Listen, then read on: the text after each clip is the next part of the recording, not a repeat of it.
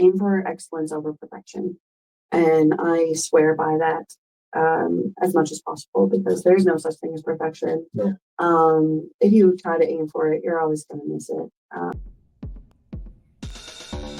Welcome to the It Matters podcast. I'm your host, Walter Perez, and let's dive in as we help you grow your mindset and elevate your leadership.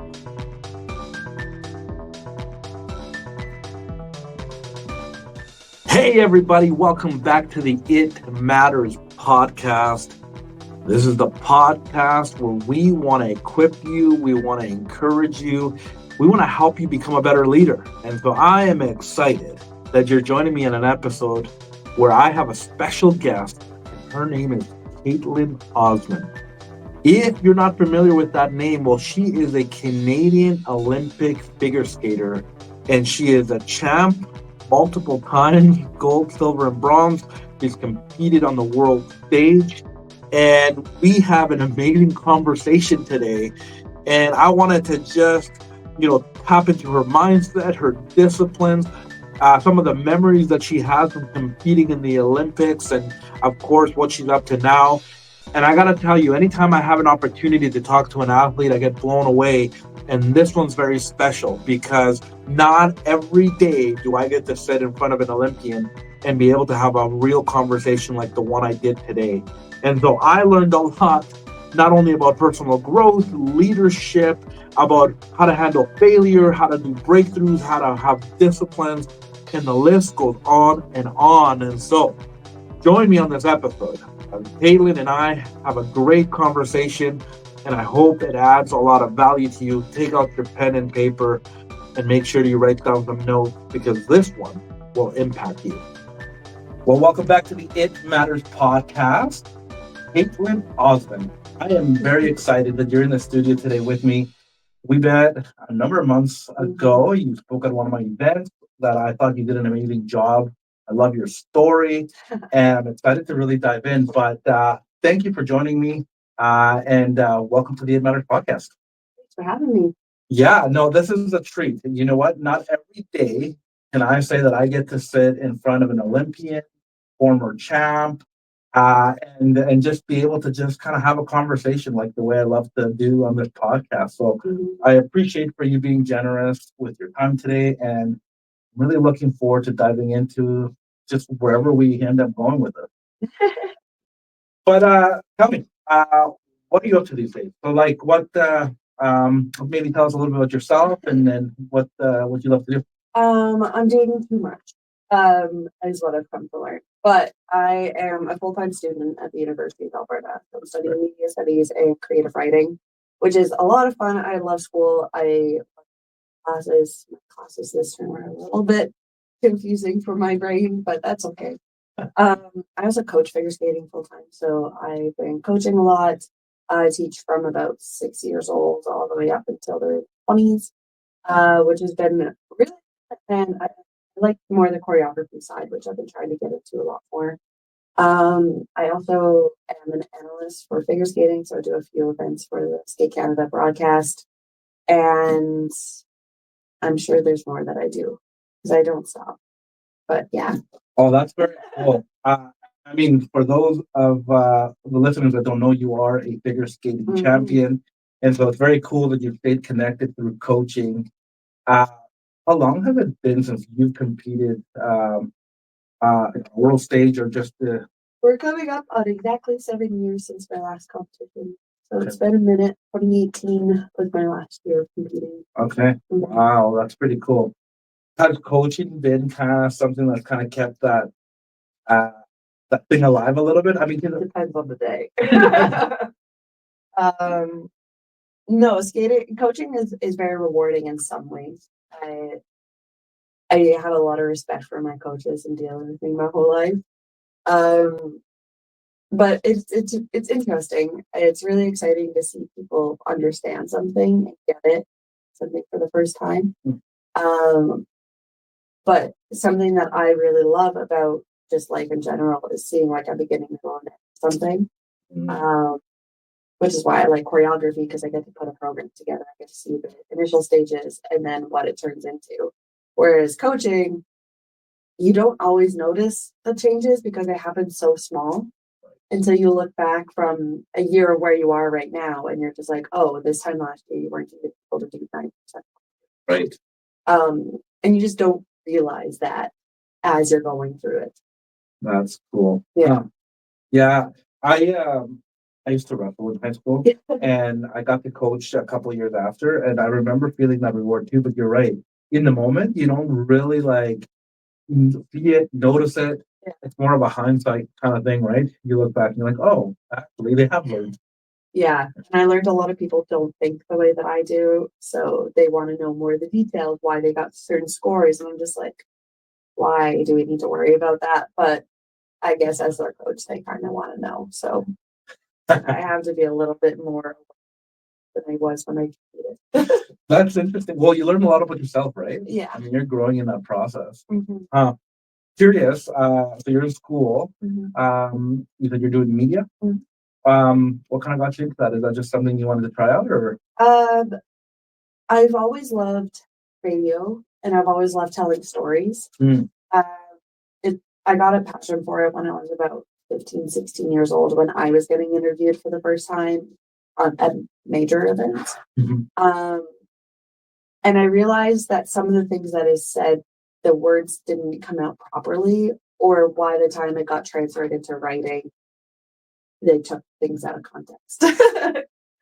So I wasn't necessarily proud of a lot of interviews that I was a part of. So I wanted to give a chance to humanize athletes and give them a chance to tell their story beyond what people see on the ice. Wow.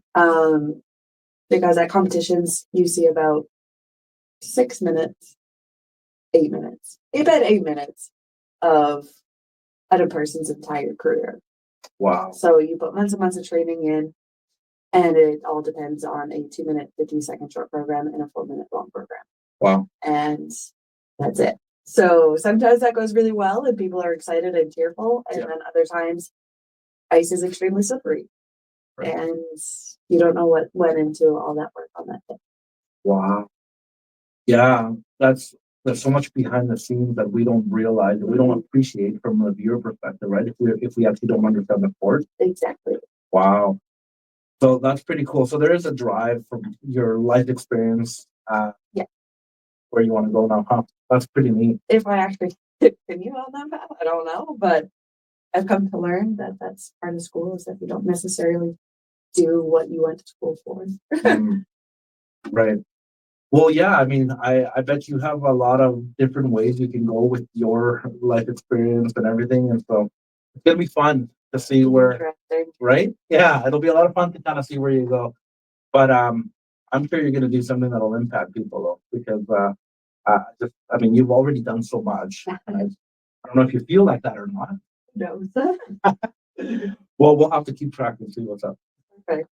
So tell me, I do want to chat a little bit about, you know, your career in figure skating, that, but maybe I'll ask maybe the most obvious questions, because you are a decorated athlete with medals and all that. How does it feel to be an Olympic champ? I wish I actually, I said I wish I actually knew, but I guess I should know. Yeah, like I have 3, so gold, silver, and bronze, which is pretty fun. I was the first world champion in Canada in 45 years. So that was apparently a big deal. I would say so. Apparently, yeah.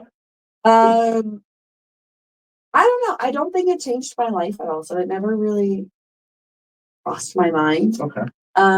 But yesterday I just found out that I didn't just find out yesterday, but it was finally announced yesterday that I'm being inducted into the Canada Hall of Fame, which is pretty cool. That is very cool. Congratulations. Thank you. I'm pretty excited about it. Just because a lot of it doesn't feel real to me. Yeah. Even 7 years later. It actually took me about 7 years to be able to say that I'm an Olympic champion or a world champion. Wow. Just because it doesn't fit me, I don't think. But yeah.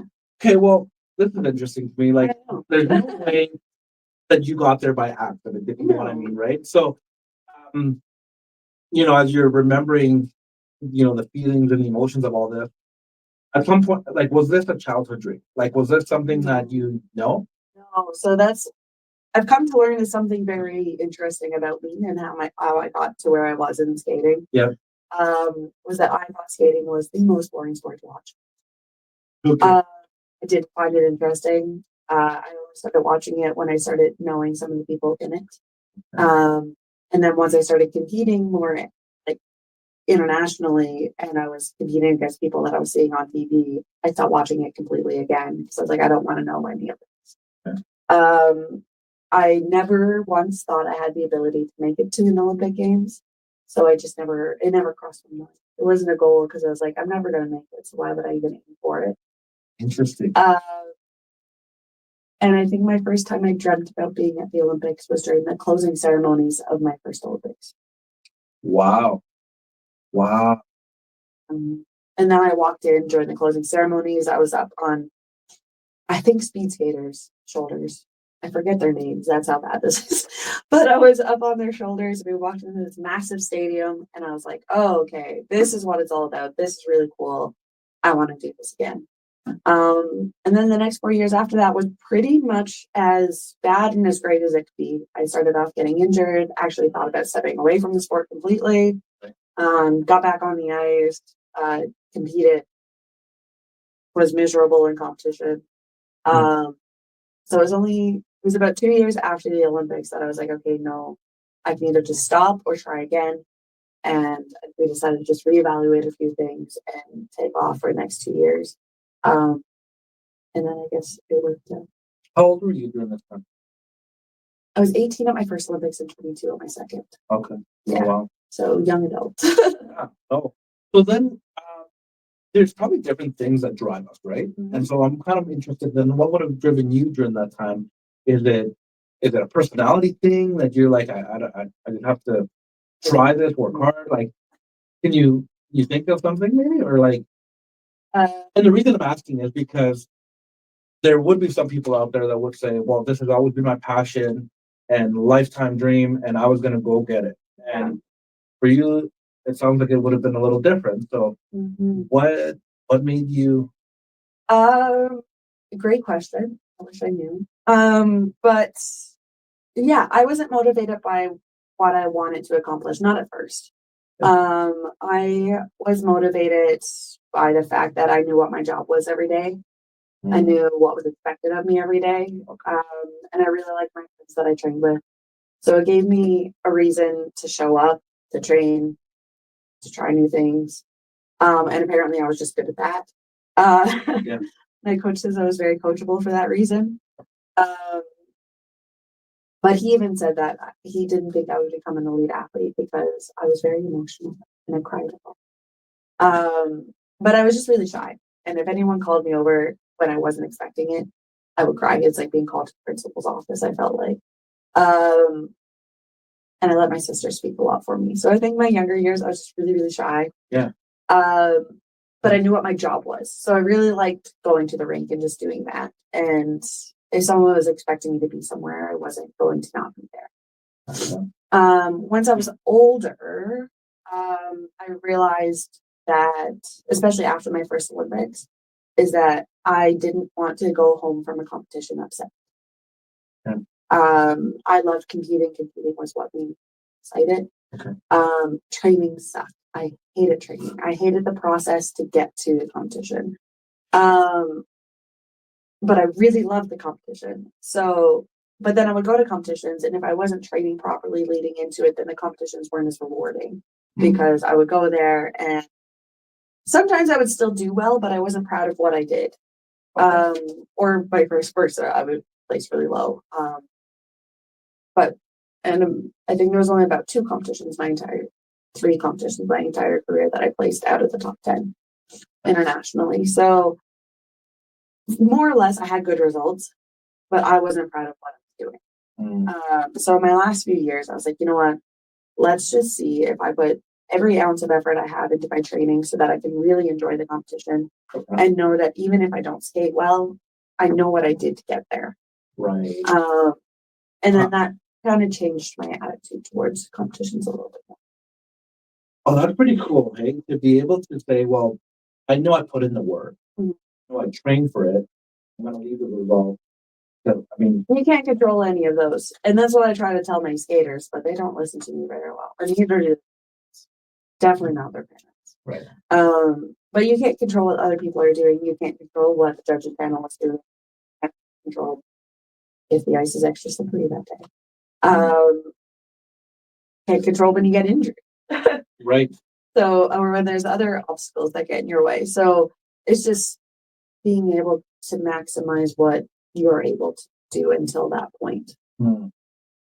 Seems to me like, isn't that how life works though? It should be. Right? Like, but no one thinks that way. No. Like, we don't have control of so many things. No. Um, A rock hit me in my car actually a few months ago, and it broke the front of my car. And do you think I had any control over that? Made me mad though. Isn't it true though? Yeah. We get mad about these kind of things, but if we just paused and reflect for a moment, realize like, actually, okay, maybe I could have, if I would have left a few minutes earlier, maybe. Exactly. But we can't play that game. I was like, there's cars on either side of me. I couldn't even change lanes. I was stuck where I was. So, yeah. I guess there's an important lesson here, right? Like, we can't live life with the what ifs. Like, no. Also, another thing I love what you're talking about here is, we got leaders from all over, or, all types of industries listening to this. And I just love that you just kind of gave us permission to be like, hey, you don't have to like love everything, be passionate about everything. No. Things, if you can work hard, you can be consistent. But I love too that your story have evolved over time, where you then realize like, actually, I do want to train hard. I do want to do well at competition, and that kind of maybe comes with time as well as come with time. And I think the biggest thing is remembering what it is that actually makes you interested in what you're doing. Like I said, for me, was the performing in competitions to the point that by the end of my career, my coach and I started thinking of my competitions as my vacations. Because I'm like, I have to do all the things that I really don't enjoy doing to get to the thing that I like to do. And that's how I feel a lot about school right now, is that I'm getting through each assignment. Right. Sometimes it's not the best assignment. I'm really just getting it done. But at the same time, I'm still learning something. Wow. So I'm wondering too, your home life must have kind of, contribute to your success, like your parents. How was it growing up? Like, some people might want to know, like, hey, this Olympic champ must have had this very specific way of growing up that made her successful. Okay. No, I've come to learn that I really did have a very unconventional life for someone who grew up in sport. Mostly because my parents were super chill. And they considered themselves bank machines. Because they said they would do everything that they possibly could to make sure that we were anything that I wanted to do, I'd be able to do. Wow. So when I was originally born in Newfoundland, when sister, she was supposed to be a better skater. She was a better skater. I just didn't get nervous at competition. But when she wanted to move to Montreal for air skating, my parents figured it out. We moved her there. A few months later, we moved me there because we just moved all together. And then when my sister originally, she retired like 3 times. That was her first retiring. Was when we were in Montreal. And then we decided to make the move to Edmonton to be more of a family because my parents were working up in Fort McMurray. Okay. So there was like weird things like that we just had to make moves to make things work and make sense for us as a family, but also as a career. Which is wild to think about because I was 10 during all this. Like I was 8 when I moved here, and when I moved here. Is your sister older than you? And my sister's 3 years older than me, so we weren't that old. But we were making a lot of big life decisions at this point. And then when we were growing up, like we saw a lot of parents that would be very like almost attacking the coach to be like, this has to be happening, this has to be happening. And my parents would just be like, okay, what do we need to do?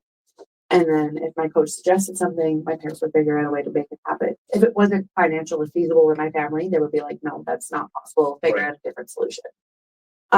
So there was always a process, but it was always left up essentially to me and my decisions. If I ever felt like I didn't want to skate anymore, my parents would just be like, okay, we pay for the end of the season, make it to the end of the season. We'll see if we need to register you again. Okay. And they said, without fail, every time the end of the season came around, they're like, yes, sign us up for this year. So it was always my decision to be where I was, which I think helped a lot. Yeah. And then as I got older, like I said, I didn't like to watch figure skating at home. My dad loved it. Okay. But he knew that if he was watching it and I walked into the door, he made a point to turn it off so that I didn't have to see it.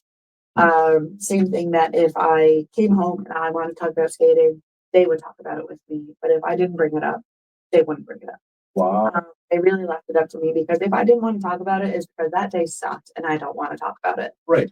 Instead of living it over and over again and rehashing it.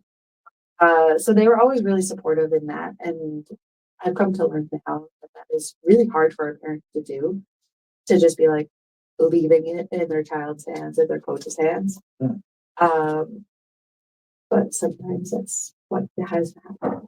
You had very special parents there. Right? I mean, that they were willing to adjust accordingly, and I love that they opened up the door of opportunities for you too. Like they gave you the, what would you call it? Like the power, the gift of choice. Yeah. Right. Yeah.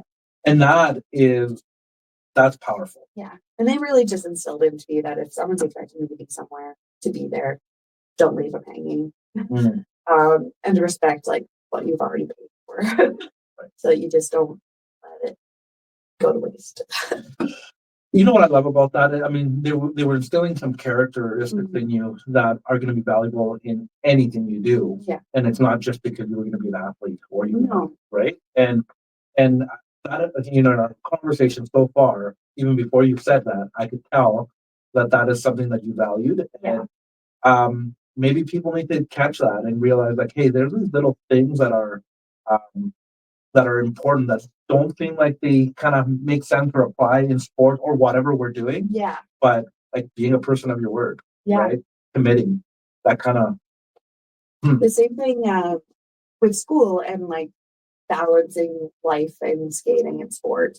Both my parents and my coaches were very adamant that I needed to have a life beyond the ring. Yeah. So a lot of people always questioned why I wasn't homeschooled. Thankfully, Edmonton does have sports opportunities, so there's sport programs. Yeah. So I went to Vimy Ridge Academy, and that allowed me to go to school from 8:30 to 12:30 every day, and then I could focus on skating. But what I liked about that is that I still had two distinct lives. I still had my school life, which a lot of my skating friends went to, but I had friends in other sports too. And then I could go skating. So they were two separate entities, and I wasn't just focusing on one thing. Same thing. We do have ice on Saturdays, but we learned very quickly that if I skated for 6 days in a row, I would lose my mind. And I could not focus for that long. So we actually, I would never skate Saturdays, and most of my friends didn't skate Saturdays either. And I would get 2 days off of the weekend every weekend. And that would give me enough time to reset so that I could actually put in the effort for the entire week. When I got older, we learned that even 5 days a week was really hard for me, for my body to handle.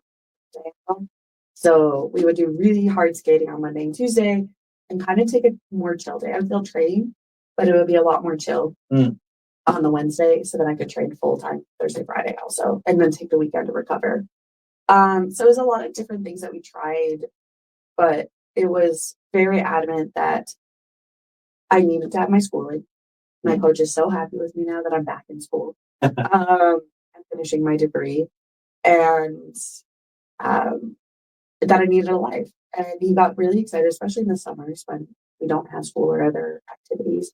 When he would see me and one of my friends leave on a Friday at the rink together and show up on Monday together, because I would just spend the weekend at our house. Wow. And he thought that was something really important in our childhood growing up, but also in our skating, just to be able to have balance of lives and friends and that you're actually passionate about the side of the sport. You know, that's interesting to me because I think we live in a culture, you know, especially with social media and everything and Instagram, where people are showing that we got to hustle, we got to work really hard, do hard things. And I get that mentality. Yeah. But sometimes we think that that's all, and we can just work ourselves to. I've reached that point, actually. Okay. Yeah, so as much as I've learned trying to balance everything my whole life, um, I learned now that I feel that I need to be working at all times. Okay. And my days are scheduled to the max. With being able to be in full-time school, everyone's like, why not just take a smaller course load? And I'm like, I waited this long to go to school. Why would I take a smaller course load? And I'm like, I'm in my third year. I've made it this far. I'm like, why not? Um, I realized maybe I shouldn't be taking 5 classes at once. Um, but I'm in 5 classes. I'm coaching full time. I'm training. I forgot there. I am training. I've been training for shows. I did a tour in December, so I was away for the whole month. And I do a lot of extra things. I teach seminars. I'm always booking things until I realized when I look at my schedule that I don't have a day off for a month or over a month, and I'm working 7 days a week in 4 different jobs. Okay. And it reached the point recently, actually, a few weeks ago, where I got a bad grade on an essay. I don't do well with bad things.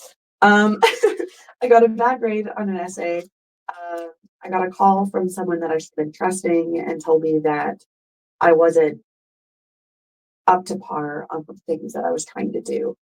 And it was just like everything was kind of crumbling.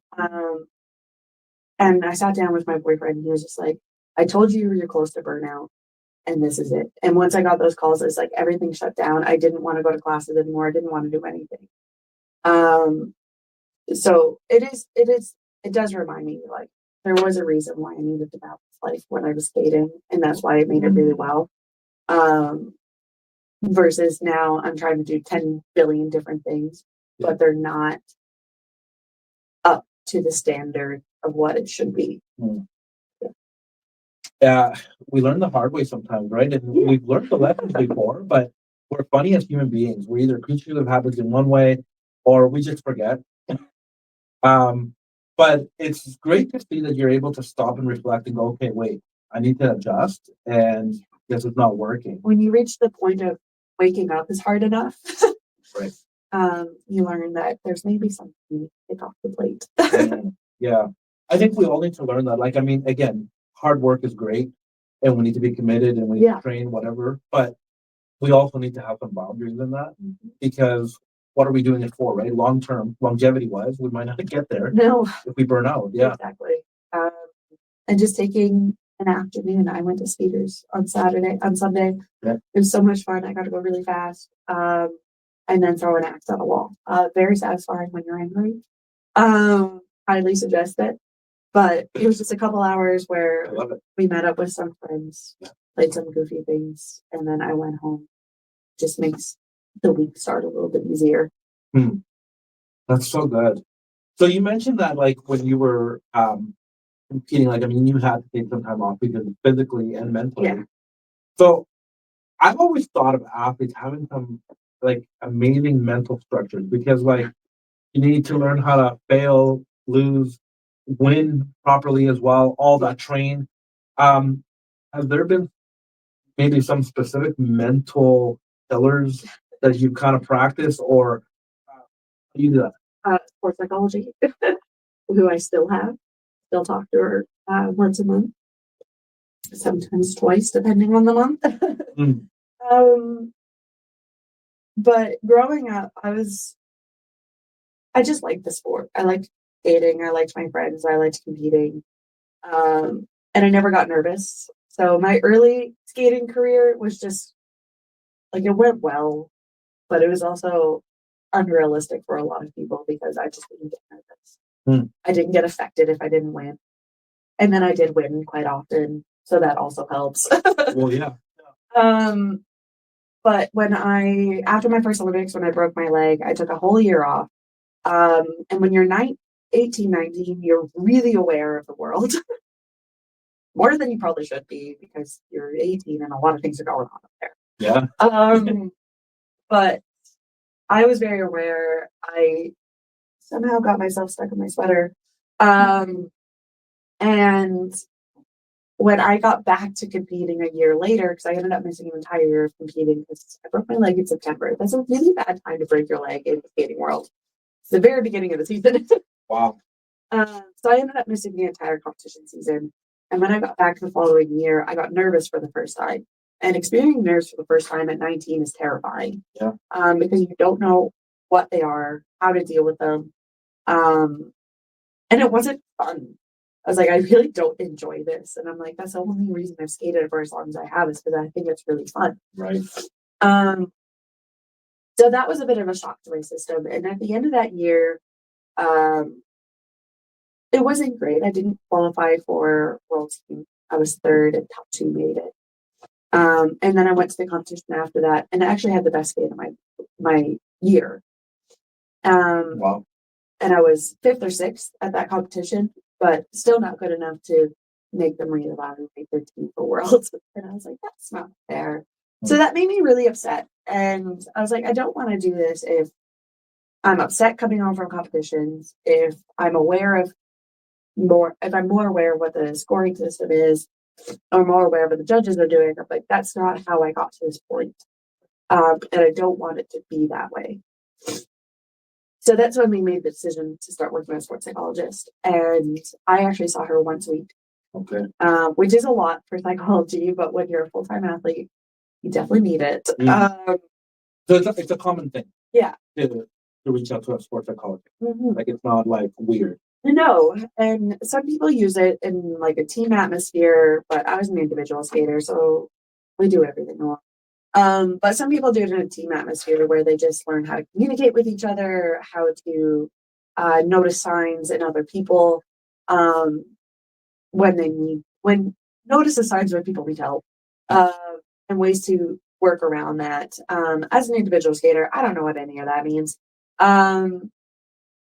But I did know that I was nervous. I didn't like it. I was scared of falling because that's how I broke my leg, is that I fell because someone was coming at me. So then I was scared of other people on the ice.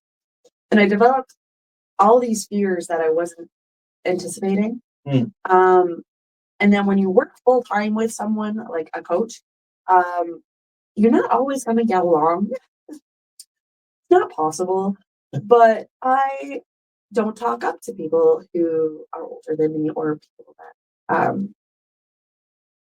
tell me what to do. So if something ever annoyed me, I just kind of bottled it up and dealt with it and said, like, I'll deal with it when I get home. But then I didn't have anyone to deal with it when I got home, because it was just the way it is. Right. So that just gave me an opportunity to talk to someone and be like, I need to get this out of my head so that it's gone. Yeah. I need to be validated in some of the things that I'm thinking. I need to understand why I'm getting nervous or scared. Mm-hmm. I was 19, 20 years old. I had to complain about boys and friends and everyone moving on with their lives. And I was still doing something that I was doing as a kid. And I was like, why am I doing this? Is there a point to it? So it just gave me someone to get it out with. Yeah. And then she did give me some techniques to help get through it. But you never got nervous. Do you think it's because you were very confident? No. No? Was it because you weren't afraid to fail? I don't know. Or was it also potentially like you just didn't care about the result? I didn't. I really didn't. Usually my biggest goal going into competitions was not to last. Okay. And I was like, this is how we're going to do this. I think there is a power in thinking that you're terrible. And then being pleasantly surprised when you're not. I don't know if it's the best way to go about it, but there is a powerful part to that. Also, my coach was very good at not putting expectations on me. He wasn't like, oh, you're going to go to this competition. I need you to place in the top 10. When I went to my first World Championships, I went in as the sole Canadian. I didn't know that that was a Olympic spot qualifying. So I didn't know that. So if the Olympics are 1 year, the year before at Worlds, if you're the sole entry for your country, if you place in the top 10, you get 2 spots for the next Olympics for your country. Oh, okay. If you place in the top 3, I think. See, I still don't even know. I think if you place in the top 3, you get 3 spots. I had no clue about any of this. Interesting. So I went to my first World Championships. My coach just told me, have fun, no expectations. You've never been here before. I placed in the top 10 and everyone was freaking out. And they're like, oh my gosh, you did it. And I'm like, did what? And then they told me, they're like, oh no, you qualified 2 spots for women. That's incredible. And I was like, oh, okay, cool. I'll take it. So I didn't know any of that. Once I got older, apparently you had to have technical scores to be able to qualify for competition. Okay. I always had them, so I didn't have to worry about them. I also didn't know what they were. So I didn't have to have that fear in my brain. And I talked to my coach recently about it. And I was like, why didn't you explain these things to me? He's like, what was the point?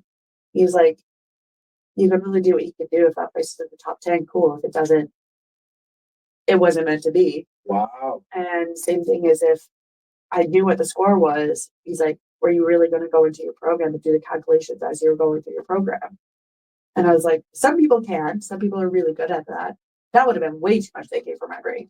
Right. Although my math skills aren't that great. So I probably would have just psyched myself out anyways. Right. And I see that in a lot of athletes now is that they're on the cusp of being able to make it and not. So they're so aware of what they need to do, what they need to accomplish. But if they make one mistake, they think, oh, I'm never going to reach that score now. And then it just falls apart.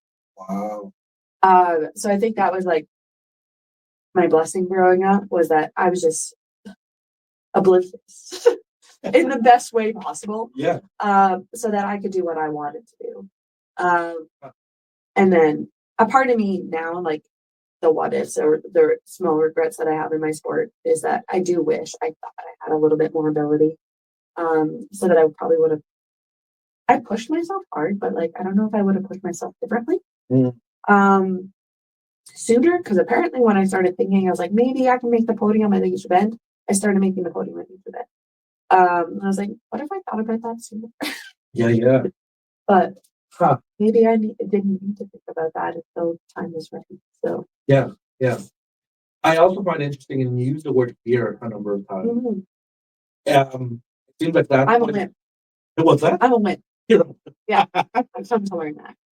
Well, but you mentioned that when you started kind of thinking about fear, when you came back, that's when you felt nervous for the first time. So it's very interesting. Yeah, I was scared of falling. I was scared of getting injured again. I was dealing with a number of injuries up to the breaking my leg. So it was just like really, really frustrating. Once I actually broke my leg and took the year off to heal, not a lot of injuries after that. There is a benefit to taking time off, especially if you're injured. Yeah. But I had some small ones, but none that actually took me off the ice for a lot of time. But yeah, I was scared of getting injured. I was scared of falling. And then I started being scared of what people thought of me. And being in a judge sport, kind of your job is to deal with people judging you. Right.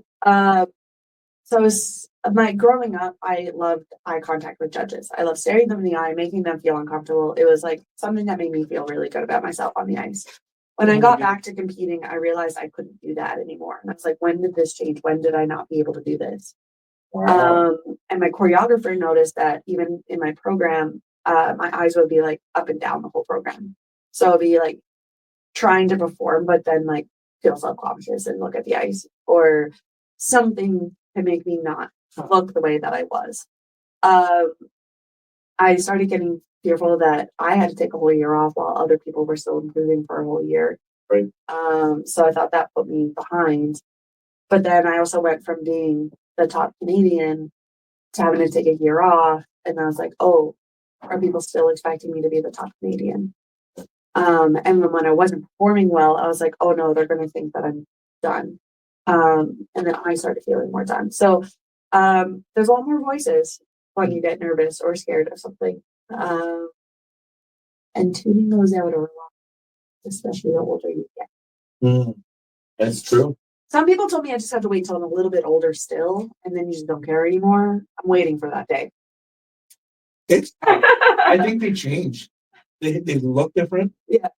Excuse me. They look different. They sound different, but we have mind games. They evolve. Crazy. Right? And sometimes some of these mind games have to do with when we were younger, and sometimes we grow out of it. But yeah, I don't know. Waiting for that day. I would love to grow out of some of them. Maybe you will. Maybe you will, right? It'll come with time. Crossed. Yeah. As you continue to As we both continue to grow up and mature, maybe there's things that we're gonna let go. Um, so you mentioned a few things. Would you consider having an injury failure? No, No, no, okay. sometimes it's the best thing that can happen. My coach and I always thought of it as I rarely came back from an injury not more improved than before I got injured. Okay. Uh, we used it as a chance to take a step back and reevaluate and work on the things that I wasn't great at. So we were able to rebuild different things. There's one jump in skating called Blue. Worst jump of my life. Could not land it. I could only do it in like my peak season when my body was in a peak shape and I was just like, yay, let's do it. Only time I could do it, really, until I broke my leg. And I broke my my right leg, and that jump would take off and land on my left. So it was the only thing that was all on my left leg. So when I started getting back and training things, my coach was like, well, how about we just finally work on this jump and work on different techniques for it and different things that would make it feel easier. When I got back from that injury, in competition is another story. I think I got too nervous for that jump in competition. But in practice and in shows, it was my most consistent jump. So I rarely came back not more improved than what I was, which was really cool in my opinion. But muscle memory is a big thing and habits a big thing. And when you have something that interrupts that process, you have a chance to retrain that, retrain the habits and retrain your muscle memory. Because in that muscle memory and the training, you can get comfortable, right? Mm-hmm. And now I have to go back and say, hey, these are the things that I've done to. Yeah. And that's what I have to try to tell my kids now when I'm coaching them, is that we're trying a new technique and they're like, this feels weird. It doesn't feel right. And I'm like, good. I don't want it to. Right. So I'm like, if it feels right, you're probably still doing the same thing that you were doing before. Right. And you're not actually fixing it. You're not evolving. You're not developing. Huh. I'm also wondering, because you said you won gold, silver, and bronze. Mm-hmm. Beautiful accomplishment. Way to go. How did it feel? Did it feel like failure to you when you won the silver or when you won the bronze and it wasn't gold or whatever? Like, would you consider that failure or was that a different type of My silver was a little funny story. But to me, I never felt like I earned the silver. It was the first year that the team event entered the Olympics. And I was on a team with Tessa and Scott and Patrick and Megan and Eric, who were multiple-time world champions at this point. And I was like, well, this is fun. I'm on a great team. I'm never aiming to come first. But at the same time, I was the only entry for the women for that team event. And I felt like I was so far not in that league. I was like, I do not belong on this team. I'm like, I'm just, because they needed someone to be a part of it, have a full team.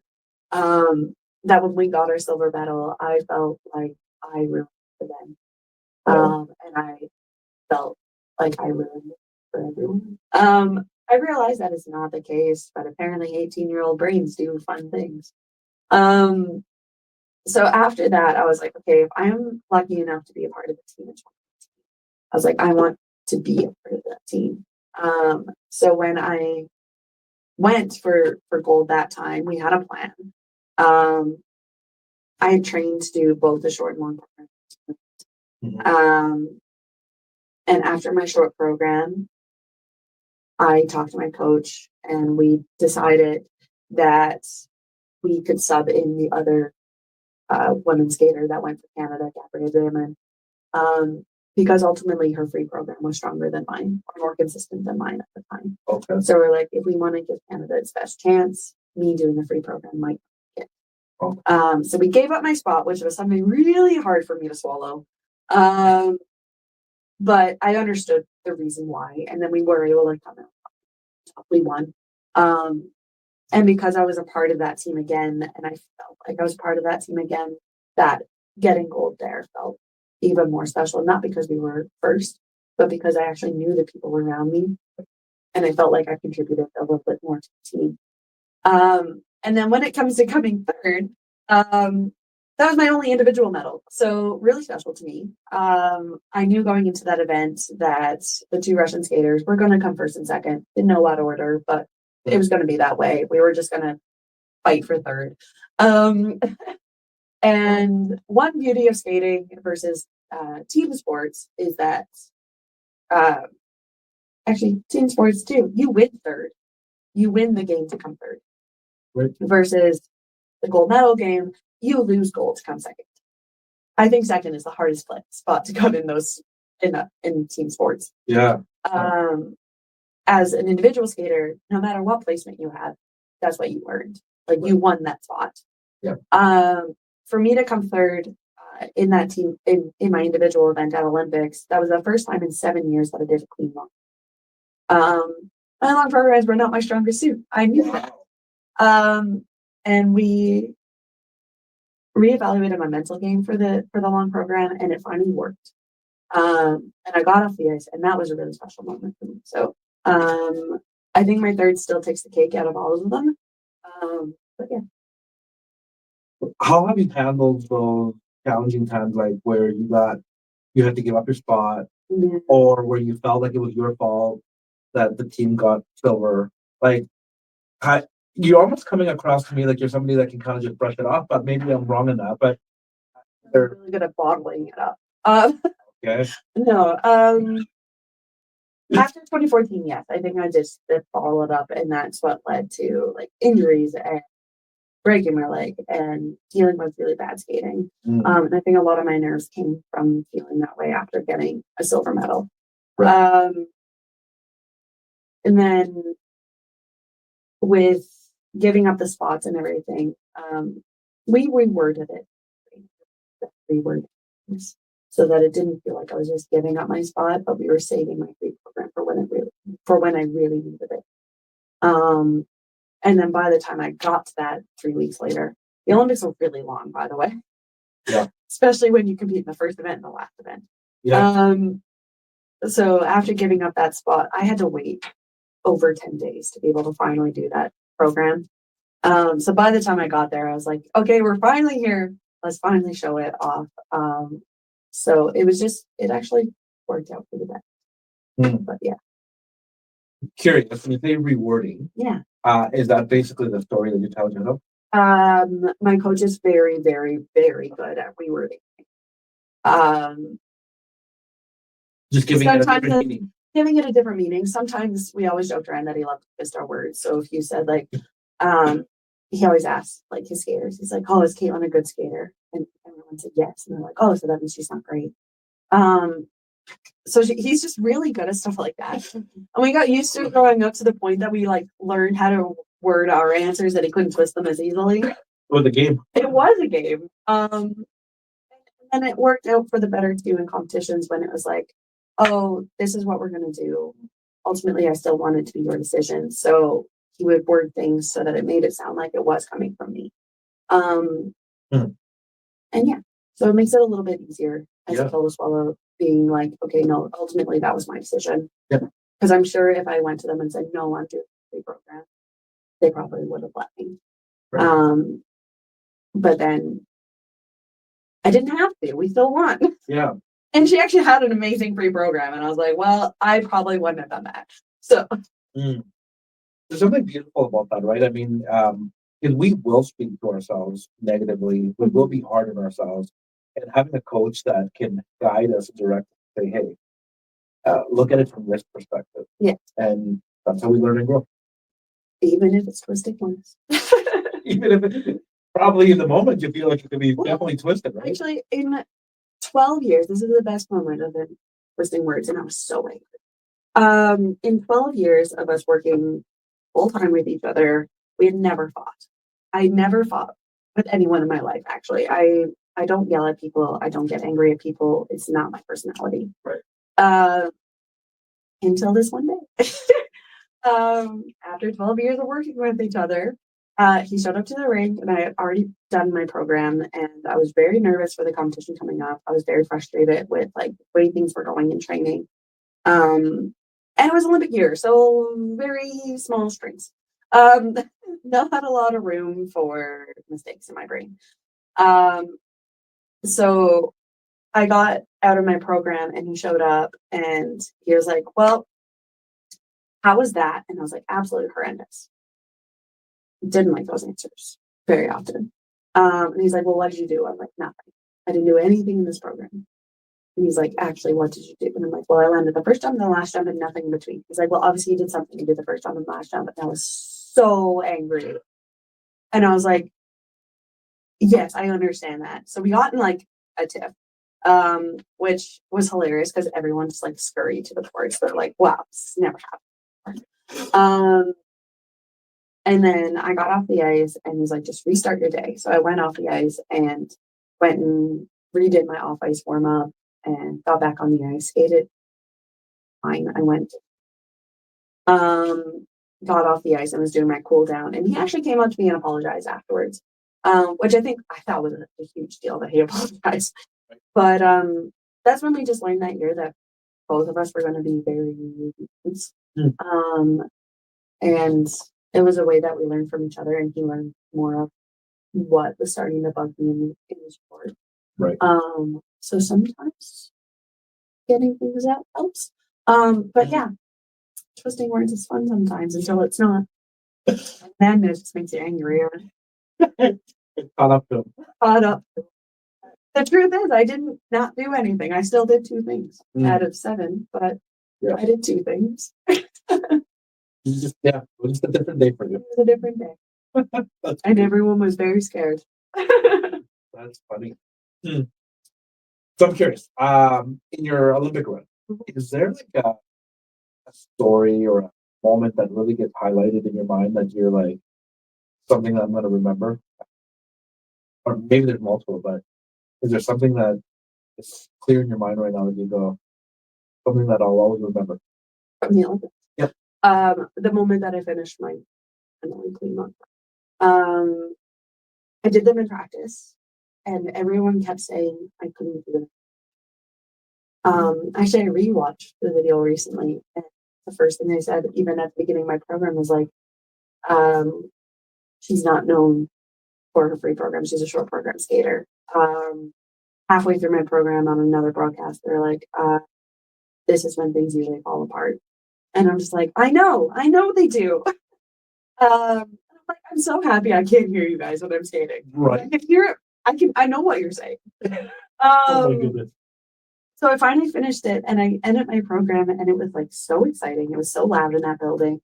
I was second last skater, so I like already knew ish that if I did my job, I would have been up, and I did my job.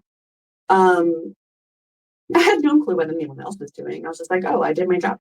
So that was like a really, really exciting moment for me. And then I remember looking up and I was able to see people, and I learned very quickly in my last like 2 years that I had to look confident, but I couldn't actually focus on what was going on up there. Right. Because if I zeroed in on someone, it distracted me too much. Right. Which is hilarious actually for things that I do in my brain. But when I finally ended that program, I finally did look around and I saw how many people were people up on their feet. I saw the rest of Team Canada, figure skating people that I knew. I did not see my parents, but I've seen the video enough that I know what they were doing in the stands, which is hilarious.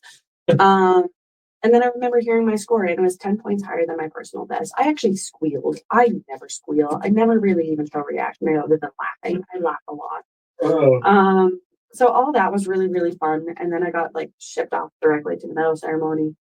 After the press conference, it was really busy. But then I went to the medal ceremony and I got a text from Piper Gillies, another big skater. She's like, I have a hockey ticket for you. And I was like, because before I competed, I didn't watch anything. I was like, cool. I've been here for 3 weeks and I've seen nothing. Right. So she finally told me, she's like, I have a ticket for you. We're good to go. I gave my medal to our media attaché. I didn't even take it with me. I was like, here, have it. I don't want it.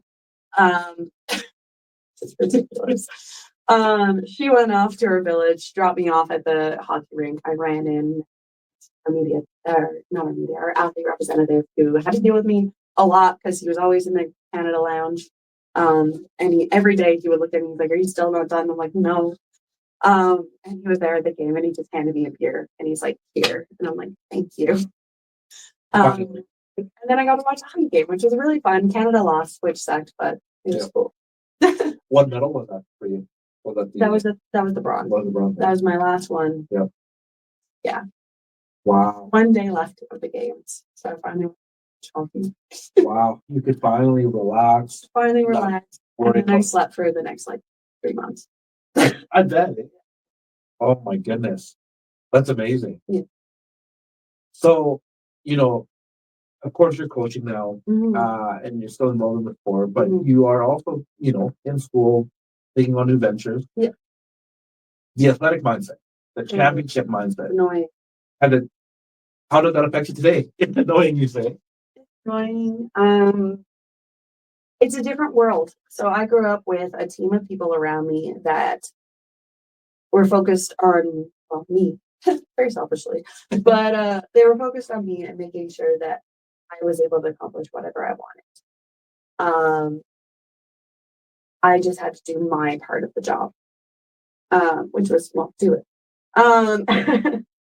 Versus, and something else that I've learned from a lot of people also who have ventured from sport into regular life is that we think in 4-year spans once you're at the Olympics. But in those 4-year spans, you have an event almost once a month. And that's for skating. For other sports, it's sometimes once a week. Mm-hmm. So I would do about 9 competitions a year, and everything was planned. I knew exactly what my job was, but it was always very fast moving. There was always something. There was always validation. There was always a bad score that you're like, okay, well, what do I do now to fix that? And then even my off seasons, that was when I went on tour, made money to be able to pay for the year. And my off seasons weren't really breaks. They were just work. And then getting ready for the next year. So there was always something that had to be done. But the world moves really, really, really fast. Right. Versus regular life. Doesn't.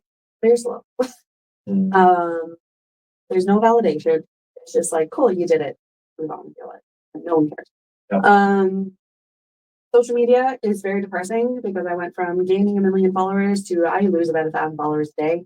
Hurts the soul a little bit. It's fine. And yeah, it's just like the world moves a lot slower, and you're not as much in the public eye. You have to figure out your own life. You don't have a team of 1 million people behind you to help. So yeah, it's a different process. A lot of athletes, when they retire, they'll there's 2 ways they go. One, they go into hyper focused stream of things and kind of keep things exactly the same that they were when they were competing. Okay. And then they're able to move on with their lives fairly quickly. Versus other people like me who wanted to run away from all of it. So no schedules, no nothing. And it took me a very long time to be able to put myself back on a schedule. Okay. Just because in my brain I was like, I can't. I'm like, right. I need to separate myself from it. Right. Which is really hard. And that's kind of when I'm back in school. I was like, it's a 4-year span. I can think in 4-year spans. And it also delays me having to think about it for 4 more years. I'm kind of creeping up on the end of it. So gonna have to start thinking again. Right. But yeah. So I think that's like the hardest part of trying to retrain the athletic brain, is to realize that you're more alone than you've ever been. Mm-hmm. I've reached adulthood, so I moved out of my parents' house even, and I moved across. I was in Ontario, in Toronto, and now I'm back here. So I've been bouncing around everywhere. And yeah. Wow. So it's weird. So just kind of realizing that there is certain things that you could reapply now, and like routines or schedules could be beneficial. They help. They're really helpful.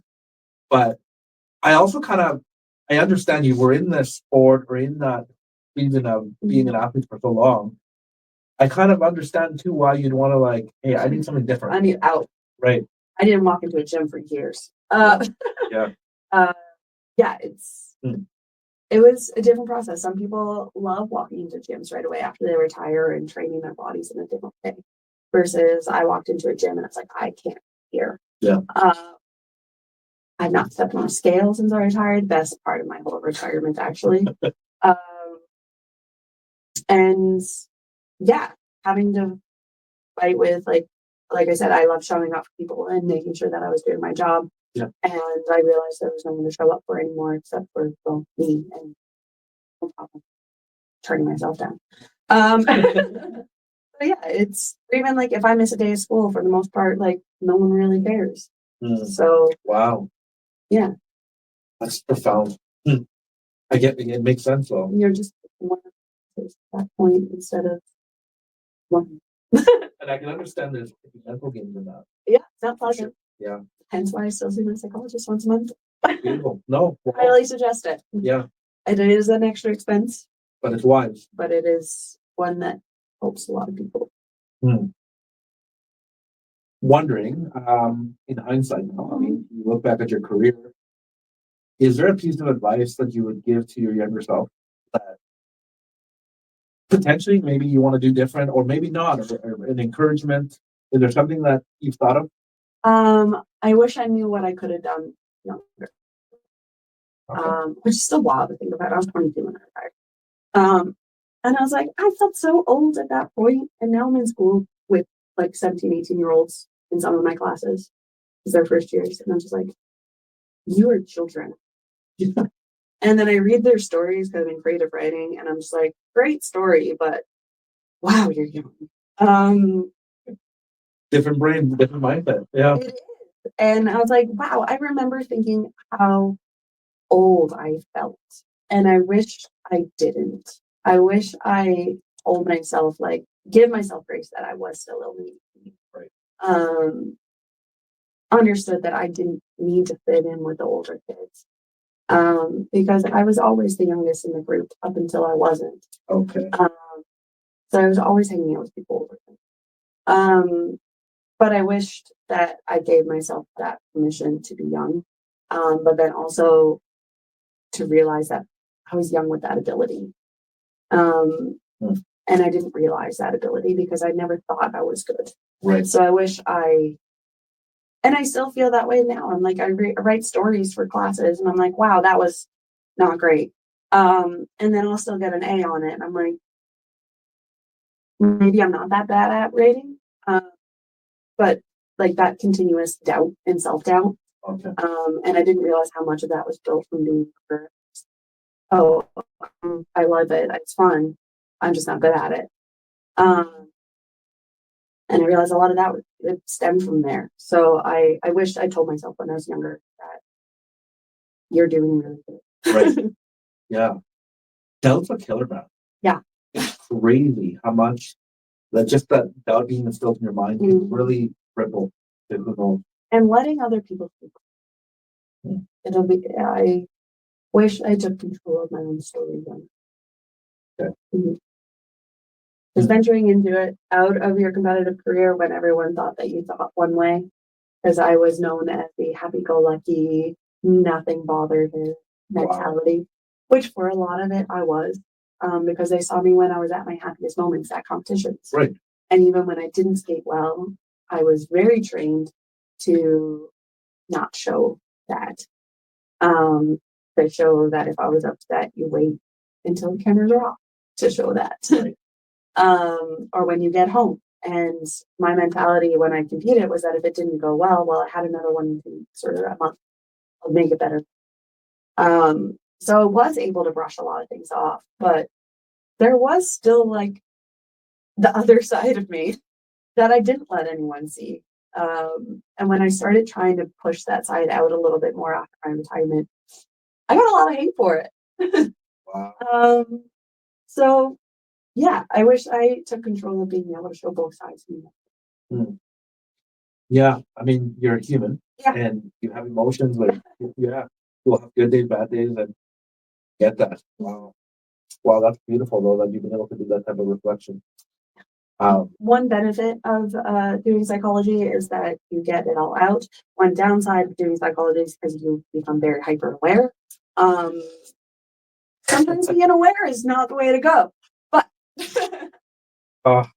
You just have to, yeah, I get you. yep, if you really know what's going on up in that brain, it's not always a nice thing. It can go the other way. It can go the other way. But From one extreme to the next. one extreme. It's okay. Wow. Just like being hyper aware of your body, because a lot of people can just kind of push injuries aside.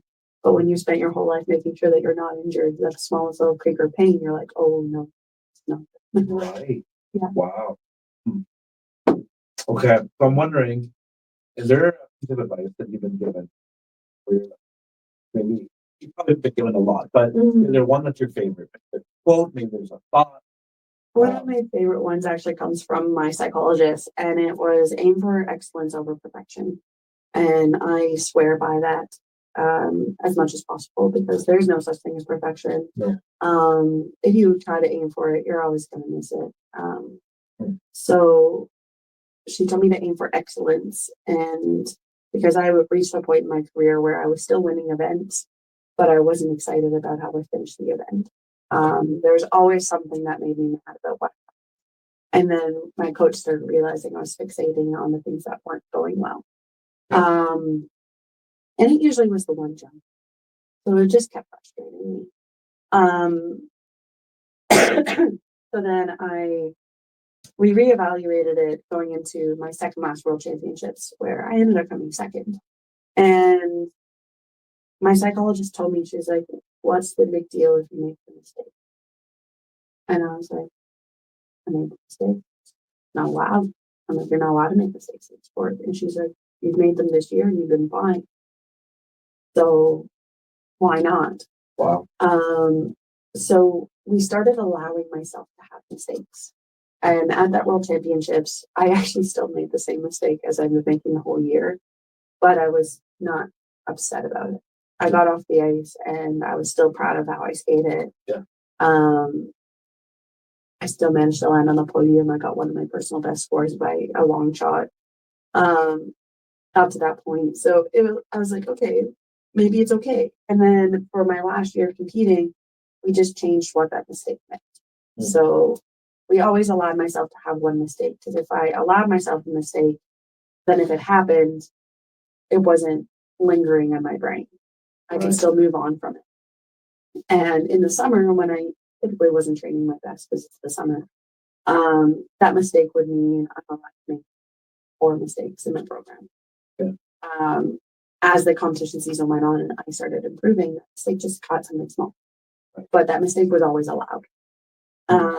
And then when I got off the ice, actually from my program at Olympics, there was a small mistake in it. I did not fall, but I just stepped out of the jump.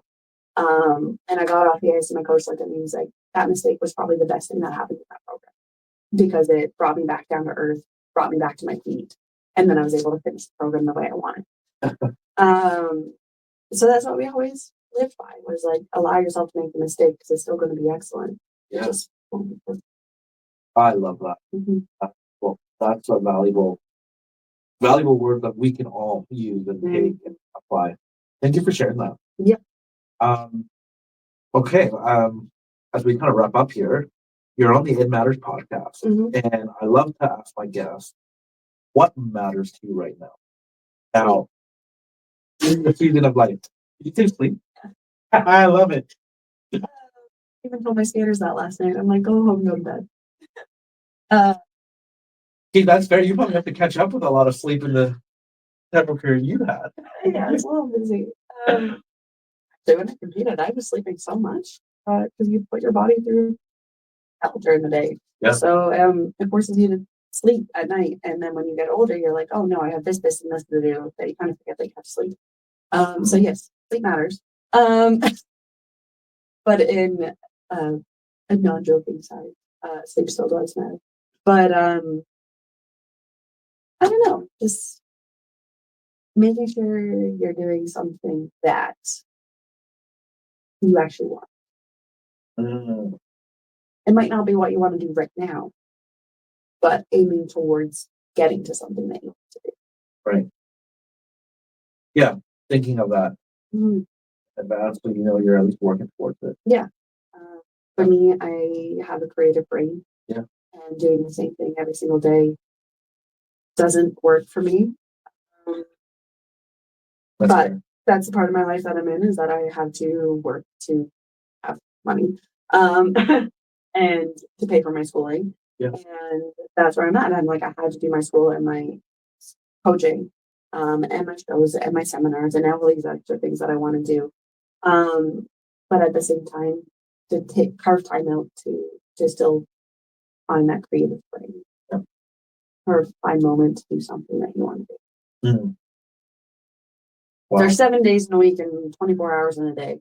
There's an hour in there somewhere that you can carve out for yourself. Yep.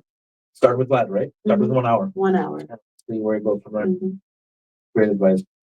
My writing prof told me to carve out an hour of writing time every day. I told them, be real. Yeah. Actually, most of my classmates told them to be real. Like, you are a hired author teaching class. Yes, you have an hour to write every morning. We are students. We do not have an hour to write every morning. Oh my goodness, I love that. But yeah, set things up with expectation. So, smart expectation. Not realistic ones, because then you're just going to set yourself up for failure, and then you'll be upset, and then you get nothing done. Yeah. Oh man, so good. Thanks for sharing that. We could go on for hours, I think. Yeah. You have so many great stories and nuggets. There's a lot up there. Yeah. It rattles around. Well, we might have to do this again. I would love to tell our listeners, if they want to get a hold of you, is there a way they could follow you, know more about you? What can they do? My Instagram is the best way right now. I am in the process of building my website, but it's process. But right now my social media is the best way. So either on LinkedIn, which I think is just my name, or Instagram, which is Kaetlyn. Love it. And we'll put that in the show notes. Perfect. So people can click on it. And if you try to contact me on Facebook, it's not going to happen. Okay. My Facebook doesn't really work. All right. There we have it. We know. Yep. But yeah, we will add that. And if people want questions, if they direct them to me, I'll make sure that they get passed on to you. Yeah, for sure. Thank you. I really appreciated this conversation. This has been so good. You so much value to me, and I know you'll add a lot of value to our listeners. And on that note, if you're listening to this or watching this, comment, share it. Let us know what you think. You probably know somebody. I always say that you probably know somebody that needs to hear this conversation. Yep. Share it. Pass it on, right? Add value to them. And this has been good. I've really enjoyed this. I appreciate your time, your wisdom. Thank you for that. Thank you. And I think you definitely, with all your stories and your wisdom, you've added a lot of value to people. And so around here, we like to say that it's a win-win when the leader leads well. And so I think you helped us win today. So thank you for that. Thank you. All right. We'll catch everybody in the next episode. Bye for now.